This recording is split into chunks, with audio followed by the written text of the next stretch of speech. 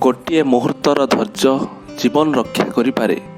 ଗୋଟିଏ ମୁହୂର୍ତ୍ତର ଅଧୈର୍ଯ୍ୟ ଜୀବନକୁ ଧ୍ୱଂସ ମୁହଁକୁ ଠେଲି ଦେଇପାରେ। ସବୁ ଜିନିଷର ସୌନ୍ଦର୍ଯ୍ୟ ମଣିଷର ଗୁଣ ଚିହ୍ନିବା ଶକ୍ତି ଉପରେ ନିର୍ଭର କରେ। ଯେଉଁମାନେ ଜୀବନର ଗୁରୁତ୍ୱ ବୁଝନ୍ତି ନାହିଁ ସେମାନେ ମୃତ୍ୟୁକୁ ଭୟ କରନ୍ତି।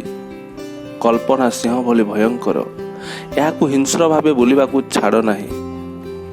ମଣିଷର ଭାଗ୍ୟ ନିଜ ହାତରେ। କର୍ମ କଲେ ଭଗବାନଙ୍କ ସମର୍ଥନ ଅବଶ୍ୟ ପାଇବ। ଯେଉଁ କାମ କଲାବେଳେ ତୁମ ମନରେ ଟିକିଏ ବି ସଙ୍କୋଚ ଆସେ ତାହା କର ନାହିଁ। ଜାଣି ରଖ ତାହା ତୁମ ସ୍ୱଭାବ ବିରୁଦ୍ଧ। ମଣିଷ ବାରମ୍ବାର ପରାହତ ହୋଇପାରେ କିନ୍ତୁ କେବେ ବିଧ୍ୱଂସ ହେବ ନାହିଁ, କାରଣ ମଣିଷ ପାଖରେ ପଡ଼ିଯାଇ ପୁଣି ଉଠିବାର କ୍ଷମତା ରହିଛି। ଯେ ଅସଲ ବନ୍ଧୁ ସେ ସମାଲୋଚନା କରେ କିନ୍ତୁ ଟିକିଏ ବିପଦରେ ବି ସାହାଯ୍ୟ ଦିଏ। ସେ ସମାଲୋଚନା ସହେ କିନ୍ତୁ ଅତି ଦରକାର ନହେଲେ ସାହାଯ୍ୟ ମାଗେ ନାହିଁ। ସବୁ ପରାମର୍ଶକୁ ଶୁଣ କିନ୍ତୁ ସେ ସବୁକୁ କାମରେ ଲଗାଇବା ପୂର୍ବରୁ ବୁଦ୍ଧି ଓ ବିବେକକୁ କାମରେ ଲଗାଅ।